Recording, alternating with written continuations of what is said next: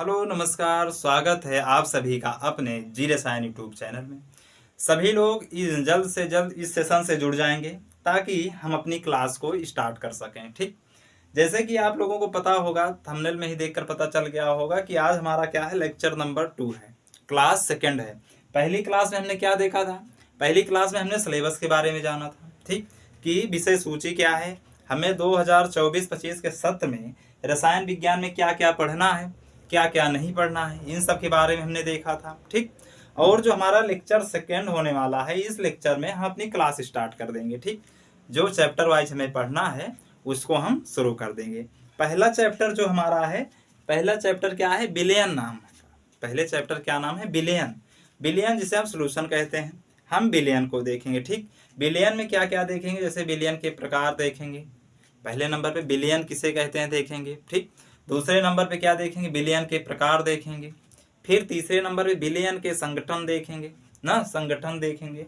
इसी तरह क्या करेंगे, हम रोज प्रतिदिन ऐसे क्लासें चलती रहेंगी। ठीक, तो आइए देखते हैं हम अपनी पहले चैप्टर का जो नाम है क्या है, बिलियन। क्या है? बिलियन के बारे में जानते हैं। ठीक, और बिलियन में भी हम क्या पढ़ेंगे, पहले में तो बिलियन जानेंगे कि बिलियन है क्या, फिर सेकंड में देखेंगे बिलियन के प्रकार, बिलियन के प्रकार देखेंगे। फिर इसी में क्या देखेंगे, बिलियन के संगठन देखेंगे, बिलियन के संगठन।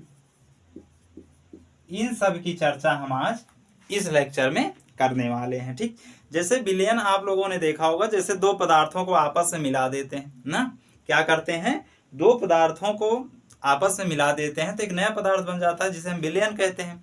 जैसे हम चीनी पानी का घोल बनाते हैं ना, चीनी पानी का घोल बनाते हैं ना, मिलाते हैं एक दूसरे में। एक वस्तु को दूसरी वस्तु में मिलाना ही क्या कहते हैं, विलयन कहलाता है। अपनी जो है हिंदी भाषा में समझिए, एकदम सरल भाषा में विलयन किसे कहते हैं, एक पदार्थ को किसी दूसरे पदार्थ में मिलाना या मिल जाना विलयन कहलाता है। ठीक, क्या कहलाता है? विलयन कहलाता है। तो देखिए, हम पहले में क्या देखेंगे, विलयन देखेंगे। ठीक, विलयन की परिभाषा देखेंगे। ठीक, विलयन जो है कितने के क्या है, घटक कौन कौन से हैं उसको देखेंगे। उसके बाद फिर हम क्या देखेंगे, विलयन के प्रकार भी देखेंगे। जैसे गैसीय विलयन हो गया, ठोस विलयन हो गया, द्रव विलयन हो गया ना, इन सब की सारी अवस्थाएं देखेंगे, एकदम क्रम वाइज देखेंगे। फिर उसके बाद विलयन के संगठन देखेंगे, इसको भी इसी लेक्चर में हम देखेंगे। ठीक, तो चलिए हेडिंग डालिए, विलयन के प्रकार। सभी लोग पेन कापी लेकर जरूर बैठेंगे, पेन कापी लेकर जरूर बैठेंगे, जिससे कि जो भी क्लास में बोला जाए उसे आप नोट डाउन करते चलिएगा, जिससे आपको रिवीजन करने में काफी मदद मिलेगी। ठीक, चलिए हम देखते हैं विलयन की परिभाषा। क्या देखते हैं? विलयन की परिभाषा। ठीक, देखिए विलयन की परिभाषा कैसे ऐसे होती है, जैसे एक समांगी विलयन होता है, एक विषमांगी विलयन होता है ना, एक समांग विलयन होता है, एक विषमांग विलयन होता है। तो इसमें हम क्या देखेंगे, समांग विलयन को पहले देखेंगे। ठीक, जैसे क्या कहते हैं, दो या दो से अधिक पदार्थों को क्या कहते हैं, दो या दो से अधिक पदार्थों को, दो, इसकी परिभाषा लिख लीजिए, फिर उसके बाद हम बताते हैं एग्जाम्पल।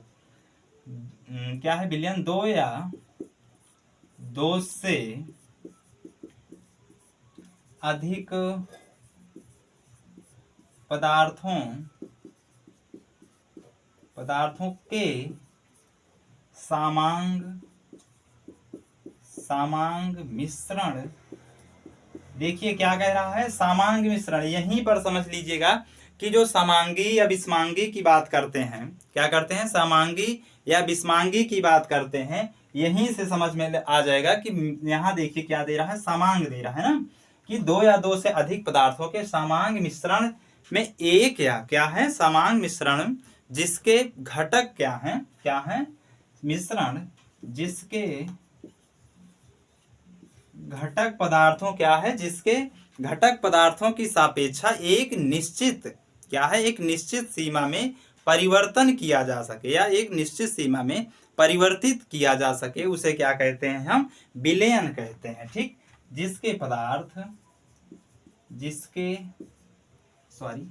इसको यहां से जिसके पदार्थों की मात्राएं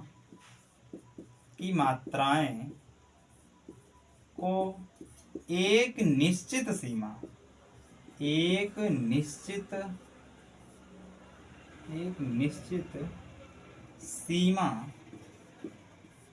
में परिवर्तित किया जा सके उसे विलयन कहते हैं। ठीक, देखिए क्या कह रहा है, दो या दो से अधिक पदार्थों के समांग मिश्रण जिसके पदार्थों की मात्राएं को एक निश्चित सीमा में एक निश्चित सीमा में परिवर्तित किया जा सके उसे क्या कहते हैं हम? विलयन कहते हैं। ठीक, क्या कहते हैं? विलयन कहते हैं। अब देखिए यहीं पर आप देखिए कि यहाँ क्या लिखा है? समांग मिश्रण। ठीक, समांग मिश्रण की बात समझिएगा कि विलयन जो होता है हमेशा समांग मिश्रण का बनता है ना, क्योंकि जैसे आप मान लीजिए रेत पानी मिलाओगे, अगर आप रेत पानी मिला रहे हो तो क्या मिलेगा? वो नहीं मिलेगा ना, वो समांग मिश्रण ही बनेगा ही नहीं। तो इसीलिए समांग का मतलब होता है समअंग। क्या होता है? समअंग। समअंग का मतलब है कि सभी अंग समान होने चाहिए। ठीक, कहने का मतलब समअंग मतलब क्या है कि जो समांगी मिश्रण में क्या होते हैं? सब अंग होने चाहिए। जैसे कि आप लोगों ने देखा होगा कि हम चीनी पानी का घोल बनाते हैं ना, क्या होता है? चीनी पानी का। और उसके बाद देखिए इसमें मात्राओं को एक निश्चित सीमा में परिवर्तित किया जा सके। एक निश्चित सीमा में आप नहीं परिवर्तित करोगे तो आपका विलयन नहीं रह जाएगा। क्योंकि आप मान लीजिए नमक पानी का घोल बना रहे हैं, हो सकता है आपने 1 लीटर पानी में 1 चम्मच नमक डाला, फिर 2 चम्मच नमक डाला, फिर 3 चम्मच, फिर चौथे चम्मच में क्या हो सकता है? नमक नीचे जो है पानी के तल में, यानी आप जो पानी के नीचे जैसे आप ग्लास में लेते हो या किसी भी बीकर में लेते हो तो उसके तल में क्या हो सकता है? नमक का जो है जमाव हो सकता है। क्या हो सकता है? नमक का जमाव हो सकता है। या आप मान लीजिए चीनी पानी का घोल बना रहे हो ना, अगर मान लीजिए पानी में अधिक मात्रा में आप चीनी को मिला देते हो तो क्या हो सकता है? फिर वही बीकर के तल में क्या होगा? चीनी का जमाव होना शुरू हो जाएगा। जब जमाव होना शुरू हो जाएगा तो विलयन बनेगा ही नहीं ना, वो विलयन बनेगा ही नहीं। इसीलिए इसमें सम अंग होने चाहिए और एक निश्चित सीमा में परिवर्तित किया जा सके, जिसे हम क्या कहते हैं? विलयन कहते हैं। ठीक, और जैसे विषमांगी विलयन की बात करें ना, तो समांगी विलयन की बात करें, जैसे हम पानी में क्या करते हैं? तेल डाल देते हैं। तेल की एक बूंद को आप पानी में डाल दोगे तो क्या होगा? क्या वो विलयन बनेगा? कभी नहीं बनेगा ना। अगर आप पानी में रेत डाल दोगे तो भी विलयन नहीं बनेगा। ठीक, तो इसी प्रकार है, क्या है? 2 या 2 से अधिक पदार्थों के समांग मिश्रण जिसके पदार्थों की मात्राओं को एक निश्चित सीमा में परिवर्तित किया जा सके उसे विलयन कहते हैं या विलयन कहलाता है। ठीक, अब देखिए इसमें घटक देखते हैं। क्या देखते हैं? विलयन के घटक। क्या है? विलयन के घटक। विलयन के मुख्यतः कितने घटक होते हैं? 2। ठीक, विलयन की अगर घटक की बात करें, किसकी? विलयन के घटक। विलयन के अगर घटक की बात करें तो इसके मुख्यतः कितने घटक होते हैं? मुख्यतः 2 घटक होते हैं। क्या होते हैं? 2 घटक होते हैं। अब सोच रहे होंगे कि आप 2 घटक कौन कौन से होते हैं ना। विलयन में क्या होता है? अभी तक तो हमने विलयन देखा, समांगी विलयन देखा, विषमांगी विलयन देखा, समांग विलयन देखा ना। अब इसके जो घटक होते हैं, इसके घटक भी क्या होते हैं? 2 प्रकार के होते हैं। इसके घटक भी 2 प्रकार के होते हैं। और वो कौन कौन से घटक होते हैं? एक तो होता है विलेय क्या होता है, एक तो होता है विलेय और दूसरा क्या होता है विलयन, विलायक। दूसरा क्या होता है, सॉरी, दूसरा विलायक होता है, पहला विलेय होता है। ठीक, यहां तक बात समझ में आई कि विलयन के दो घटक होते हैं, एक को क्या कहते हैं विलेय कहते हैं और दूसरे को हम विलायक कहते हैं। ठीक, यहां तक आप बात समझ में आ गई तो इसे नोट करिए। पेन कापी लेकर बैठे हो सब लोग ना, पेन कापी लेकर बैठे हो, अगर पेन कापी लेकर बैठे हो तो इसे आप जल्दी नोट करिए। ठीक, हटाएं, चलिए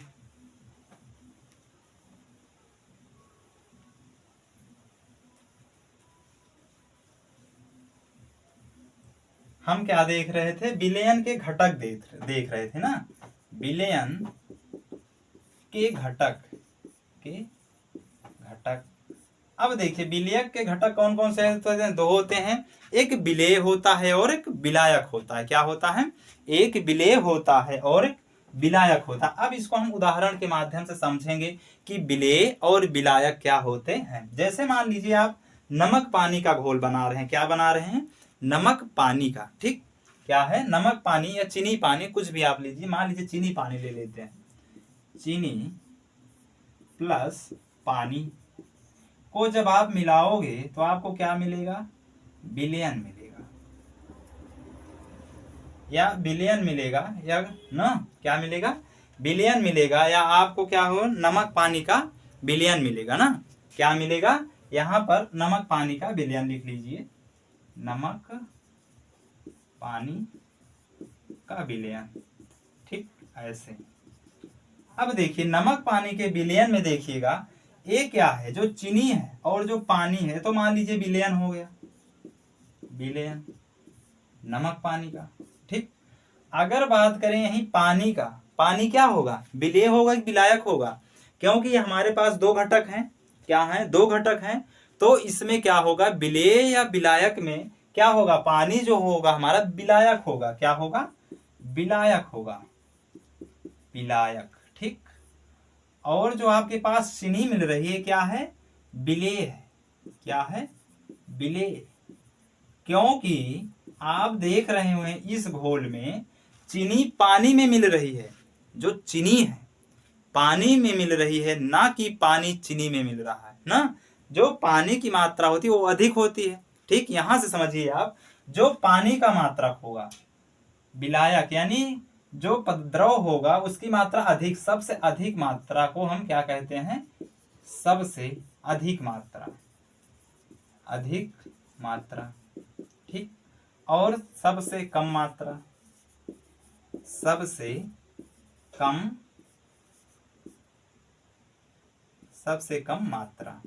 ठीक, सबसे कम मात्रा में जो होगा उसे हम विलेय कहेंगे, क्या कहेंगे, विलेय कहेंगे। जो सबसे कम मात्रा में होगा उसे हम विलेय कहेंगे, और जो सबसे अधिक मात्रा में होगा उसे हम क्या कहेंगे, विलायक कहेंगे। ठीक, अगर हम पानी और चीनी के घोल में क्या करते हैं, अगर हम चीनी की मात्रा अधिक कर देते हैं, चीनी की मात्रा अधिक कर देते हैं, तो क्या होगा, जो बीकर होगा हमारे, जो हमारे पास बर्तन होगा, जो पॉट होगा, जो बीकर होगा, उसके नीचे क्या होगा, तल में क्या होगा, चीनी जमना शुरू हो जाएगी।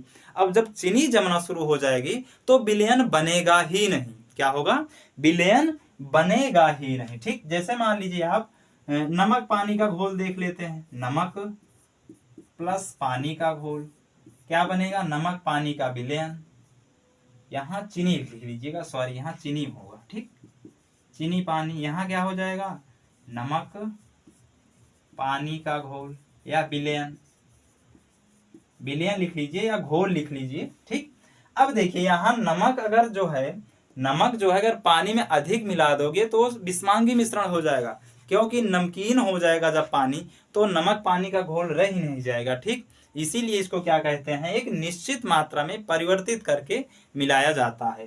ठीक, और यहीं पर अगर मान लीजिए एक छोटा सा और देख लीजिए, जैसे विषमांगी हो गया, क्या हो गया, विषमांगी,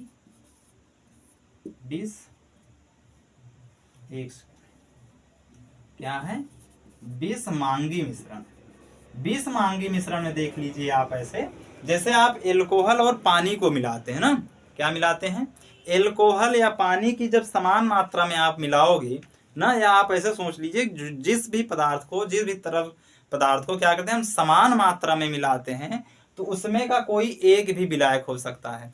और अगर बिस्मांगी की बात करें तो जैसे मान लीजिए हम पानी में रेत मिला देते हैं, क्या मिला देते हैं, रेत मिला देते हैं, या मान लीजिए हम क्या करते हैं पानी में तेल मिलाने की कोशिश करते हैं, तो ये सब बिस्मांगी मिश्रण होता है। ठीक, अगर मान लीजिए आपके मन में सवाल उठ रहा होगा कि अगर मान लीजिए जो हमारे पास तरल पदार्थ है या द्रव है, जो कुछ भी है वो समान मात्रा में है, तब क्या होगा, क्या होगा, समान मात्रा में। अगर समान मात्रा में हो जाए, जैसे एल्कोहल और जल को जब मिलाते हैं हम समान मात्रा में, तो इसमें से कोई एक को हम विलायक मान लेते हैं। अगर ना बताया जाए प्रश्न में तो हम किसी एक को विलायक मान लेते हैं। ठीक, दोनों में से कोई एक विलायक हो सकता है एल्कोहल और पानी में। ठीक, एल्कोहल और पानी में हम किसी एक को विलायक मान लेते हैं, चाहे एल्कोहल को मान लीजिए आप, चाहे पानी को मान लीजिए। ठीक, यहां तक बात समझ में आई कि विलयन के घटक कौन है, विलयन कहते किसे हैं। ठीक, बिस्मांगी मिश्रण है क्या, समांगी मिश्रण क्या है, यहां तक अगर बात समझ में आई तो इसे आप नोट करिए, नोट करिए, स्क्रीनशॉट कुछ भी करिए। ठीक, हटाएं।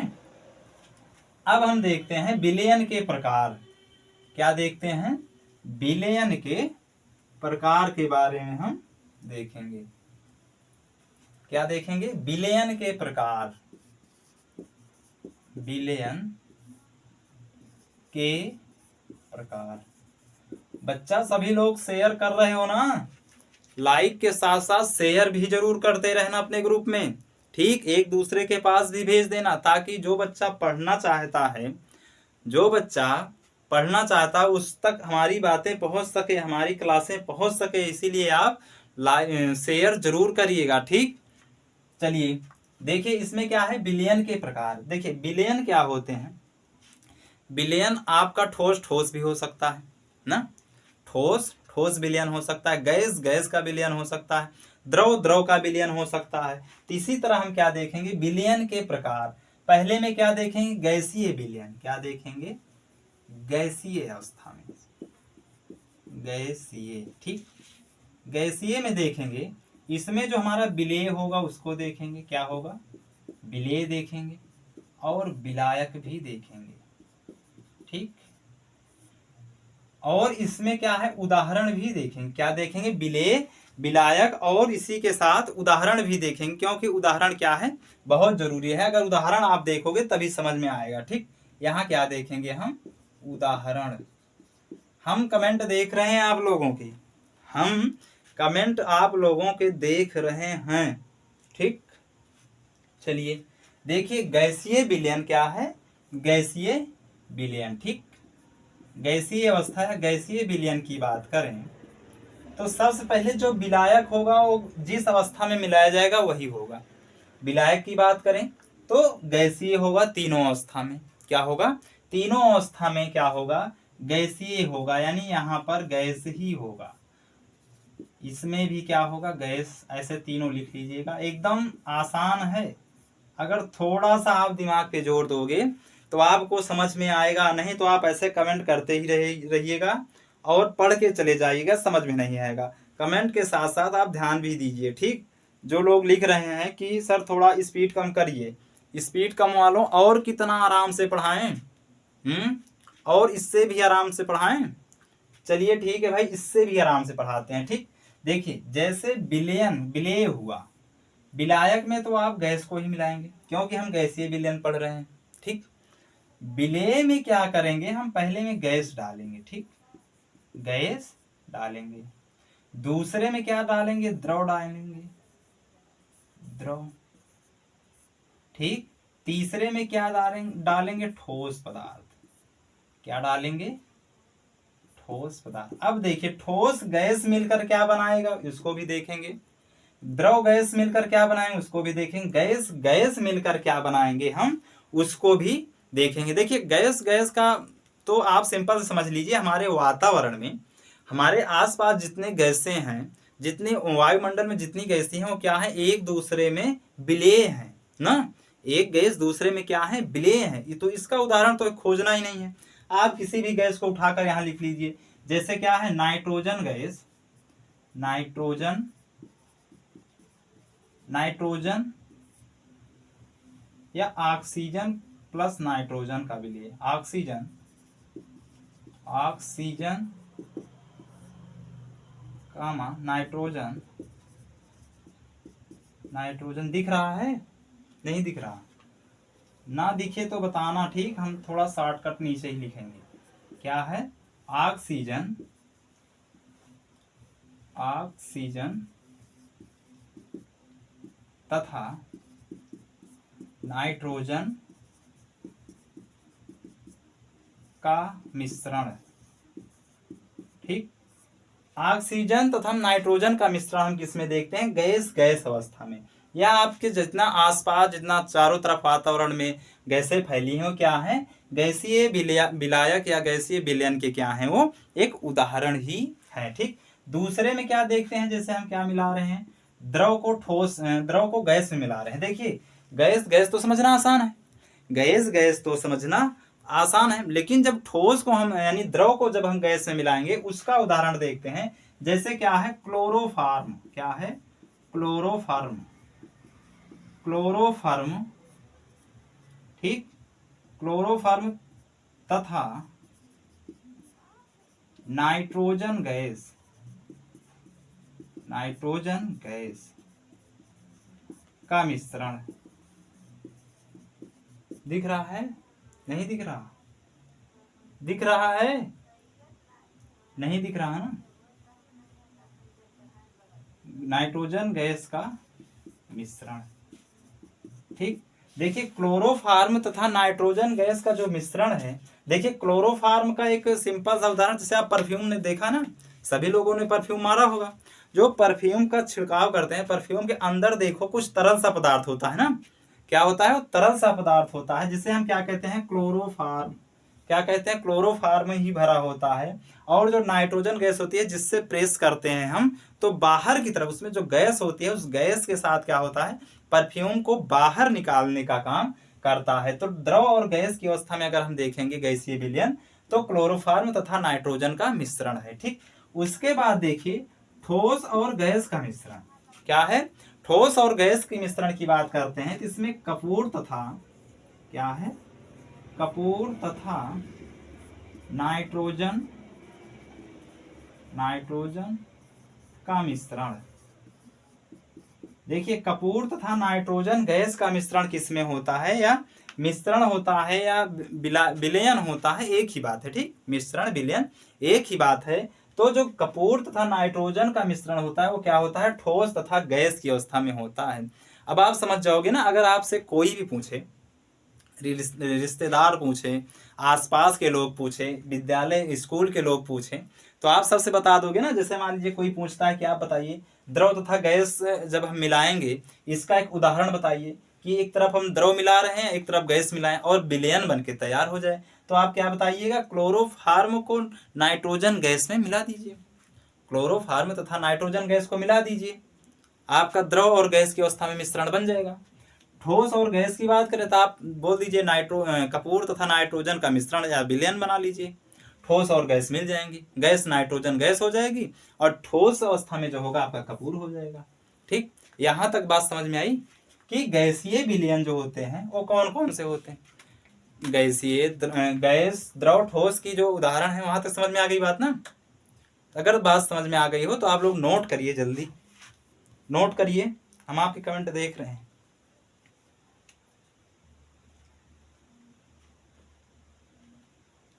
ठीक, हटाएं, हटाएं, ठीक है, हटा रहे हैं।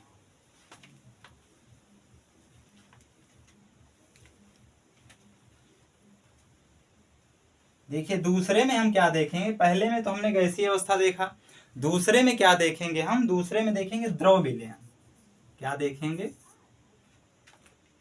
क्या देखेंगे हम, द्रव विलयन, द्रव विलयन। द्रव विलयन में क्या देखेंगे, जो विलेय होगा तो तीनों अवस्थाओं में होगा, लेकिन जो विलायक होगा वो सिर्फ द्रव ही होगा। क्या होगा?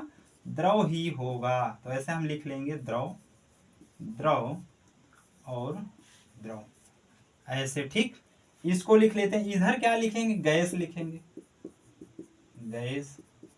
इसमें क्या लिखेंगे? द्रव। यहीं पर देख लीजिएगा कि द्रव द्रव मिल रहे हैं।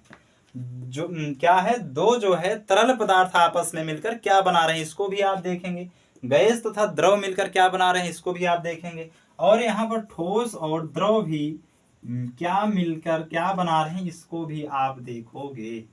ठीक, एकदम सरल और आसान भाषा में आप थोड़ा सा अपने जोर दीजिएगा तो आपको समझ में आ जाएगा कि कैसे विलयन बनता है ठोस से ठोस में, ठोस से द्रव में, द्रव से गैस में ना, कैसे विलयन बनता है। अब देखिए, जैसे गैस और द्रव है, गैस और द्रव में क्या होगा, जैसे आप क्या बनाते हैं, आप क्या कहते हैं, कभी आपने वो देखा है, कोल्ड ड्रिंक तो सभी लोगों ने पिया होगा ना, कोल्ड ड्रिंक तो सभी लोगों ने पिया होगा। तो कोल्ड ड्रिंक में क्या करते हैं, ऑक्सीजन को घोल देते हैं, जिससे प्रेशर में बाहर फेंकता है ना। तो क्या करते हैं, नींबू जीरा वाले को देखो, उसमें जब ऑक्सीजन में 3-4 बार ऐसे बोतल को क्या करता है, पलटी मार देता है। उसके बाद जब बोतल को ओपन करता है, उसकी कैप जब निकालता है तो क्या होता है, ऑक्सीजन के साथ साथ पानी भी बाहर निकलना शुरू कर देता है। तो इसी तरह इसमें क्या होगा, जल में घुली हुई ऑक्सीजन, जैसे गैस और द्रव का विलयन की बात करें तो क्या होगा, जल में घुली हुई ऑक्सीजन, ऑक्सीजन दिख रहा है? नहीं दिख रहा? अगर ना दिखे तो जरा बताना। ठीक, घुली हुई ऑक्सीजन, ठीक, जल में घुली हुई ऑक्सीजन, गैस और द्रव। उसके बाद अब देखिए, द्रव और द्रव की बात आती है। क्या आती है? द्रव और द्रव की जब बात आती है तो हम क्या करते हैं, दोनों क्या होने चाहिए, तरल पदार्थ होने चाहिए। तो इसका जो उदाहरण होगा क्या होगा, जल में घुली हुई एथेनॉल, घुली हुई एथेनॉल, ठीक, एथेनॉल, जल में घुली हुई एथेनॉल की बात करते हैं। उसके बाद क्या आ जाता है हमारे पास, ठोस तथा द्रव आ जाता है। क्या आ जाता है, ठोस तथा द्रव। एक तो ठोस होना चाहिए, दूसरा क्या होना चाहिए, द्रव होना चाहिए। तो ठोस में जैसे आपके पास ग्लूकोज होता है, क्या होता है, ग्लूकोज होता है, वो थोड़ा ठोस टाइप का होता है ना, ग्लूकोज ठोस टाइप का होता है। तो इसमें क्या होता है कि ठोस और द्रव की हम बात करेंगे, ठोस और द्रव की बात करेंगे तो जल में घुली या घुला हुआ ग्लूकोज, घुला हुआ ग्लूकोज,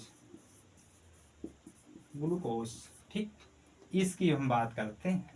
अब देखिए, इसमें गैस द्रव में उदाहरण है आपके सामने, द्रव द्रव में क्या घुलता है, ठोस द्रव में क्या घुलता है, इन सब को क्या कर रहे हैं हम, एक सीरियल वाइज देखते चल रहे हैं। इसके बाद क्या होता है, हम क्या देखेंगे, द्रव विलयन, यानी द्रव हमने देख लिया, ठोस विलयन की चर्चा करेंगे। तो अब देखेंगे उसमें ठोस और ठोस से मिलकर क्या बनता है ना, क्या देखेंगे। इसको हटाएं, नोट कर लिए हैं, चलिए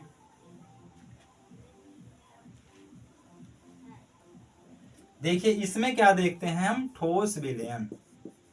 जब ठोस विलयन की बारी आती है, ठोस विलयन, ठीक, ठोस विलयन की बारी आती है तो हम ठोस विलयन में क्या देखते हैं, जैसे गैस और द्रव का विलयन बनाएंगे।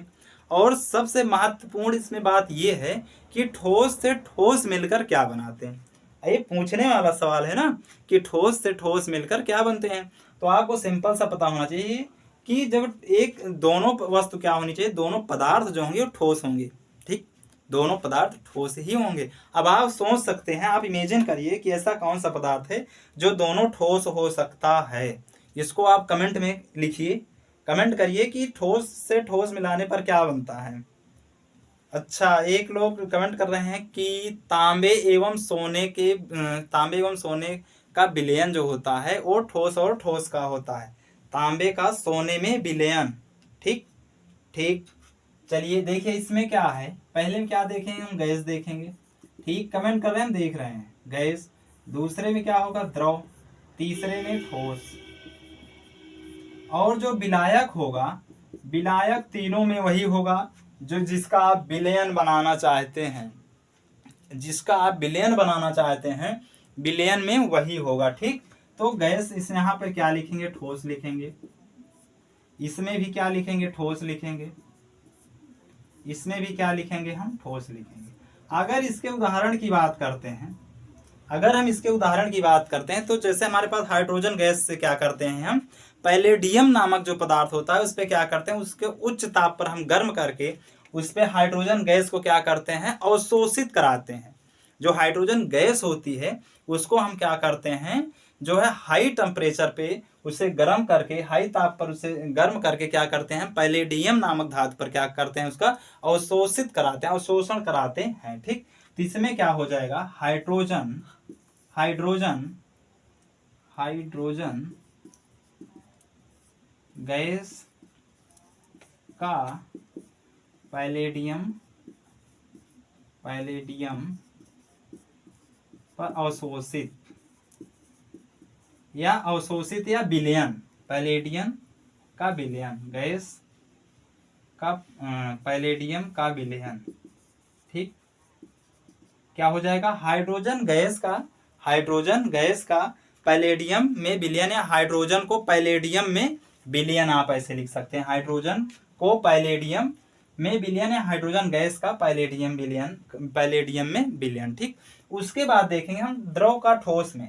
देखिए जो द्रव का ठोस में होता है, ये क्या होता है, जब हम द्रव को किसी ठोस मिलाएं, जैसे आप सोचिए, आप इमेजिन करिए, आप कल्पना करिए कि द्रव पदार्थ क्या हो सकता है जो ठोस में मिल सकता है।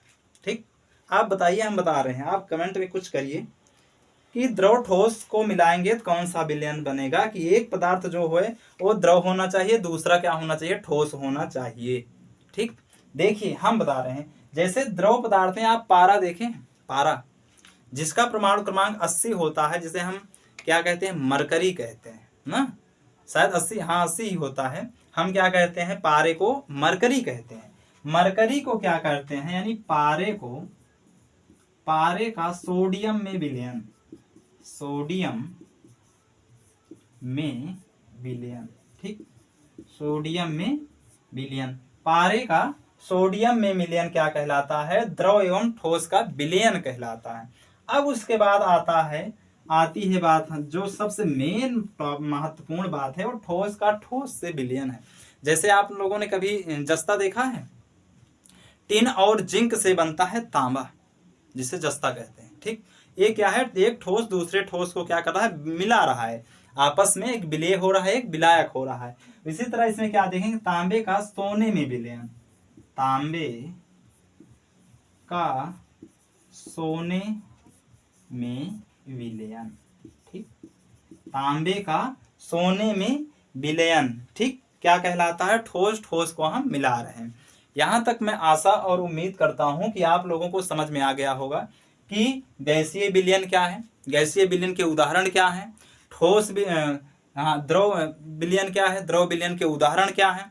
लास्ट में हमने क्या देखा, ठोस विलयन देखा, ठोस विलयन के विलय कौन है, विलायक कौन है, और उदाहरण कौन कौन से हैं, हमने सब देखा। ठीक, और सभी लोग इसको नोट भी कर लिए होंगे ना, नोट कर लिए, हटाएं, मिटा दें। चलिए, जिसको ना समझ में आए कमेंट में जरूर कमेंट करना कि हमें नहीं समझ में आ रहा है। ठीक, उसके बाद देखिए तीसरे नंबर पर हम क्या देखेंगे, हमने विलयन देख लिया। ठीक, विलयन के प्रकार देख लिए, और जो तीसरे नंबर पे क्या देखेंगे, विलयन का संगठन या सांद्रण देखेंगे। क्या देखेंगे, विलयन का, ठीक, क्या देखेंगे, विलयन का संगठन, या कहीं कहीं इसको सांद्रण भी कहते हैं। क्या कहते हैं, सांद्रण। अब देखिए विलयन का संगठन और जो सांद्रण है, इसमें हम क्या क्या देखेंगे, द्रव्यमान का प्रतिशत देखेंगे। क्या देखेंगे, द्रव्यमान प्रतिशत देखेंगे। ठीक, मोलरता को इसी में देखेंगे, मोलरता को देखेंगे। ठीक, क्या देखेंगे, मोलरता, नार्मलता, इन सब के बारे में हम यहाँ पर चर्चा करेंगे। जैसे द्रव्यमान प्रतिशत या आयतन प्रतिशत, क्या है, द्रव्यमान प्रतिशत या आयतन प्रतिशत के बारे में हम इसमें देखें। देखिए इसमें पढ़ेंगे क्या क्या हम, द्रव्यमान दिख रहा है, द्रव्यमान प्रतिशत, आयतन प्रतिशत, आयतन प्रतिशत। दूसरा क्या देखेंगे इसमें, मोललता देखेंगे, मोललता, ठीक। नार्मलता देखेंगे, क्या देखेंगे, मोललता देखेंगे, नार्मलता देखेंगे। द्रव्यमान आयतन प्रतिशत देखेंगे, क्या देखेंगे द्रव्यमान आयतन प्रतिशत तो लिख लिए हैं। उसके बाद क्या देखेंगे, पार्ट पर प्रति आयतन देखेंगे, क्या देखेंगे, पार्ट पर प्रति मिलियन, क्या है, पार्ट पर या प्रति मिलियन, मिलियन, जिसे हम क्या कहते हैं, पीपीएम कहते हैं, ठीक। क्या कहते हैं, जिसे हम पीपीएम कहते हैं, ठीक। क्या कहते हैं, पीपीएम कहते हैं, ठीक। इसमें नार्मलता भी हमने देख लिया, मोलरता भी देख लिया, ठीक। और क्या है, द्रव्यमान प्रतिशत, आयतन प्रतिशत भी देखेंगे, मोललता भी देखेंगे, नार्मलता, ठीक। इन सब के बारे में हम चर्चा करेंगे, ठीक। जैसे पहले में क्या होता है, इसी में ना क्या कहते, फार्मूलता भी देखेंगे ना, फार्मूलता भी देखेंगे, ठीक। इन सब की चर्चा हम क्या करेंगे, कल करेंगे, ठीक। आगे नए लेक्चर में यानी लेक्चर 3 में इसकी हम चर्चा करेंगे, ठीक। तो यहाँ तक सभी लोग, मैं आशा उम्मीद करता हूँ कि अच्छे से आप लोगों ने नोट डाउन कर लिया होगा और समझ में भी आया होगा। अगर जो चीज़ आपको नहीं समझ में आ रही है, क्या है, जो चीज़ आपको नहीं समझ में आ रही है उसको क्या करिएगा आप, आपके लिए ही कमेंट बॉक्स है, क्या है, आपके लिए ही कमेंट बॉक्स है। आप लोग कमेंट में ज़रूर कमेंट करिएगा। जो भी पॉइंट ना समझ में आया हो उसको आप कमेंट में कमेंट छोड़ दीजिएगा, अगले लेक्चर में आपको उसका जवाब मिल जाएगा, ठीक।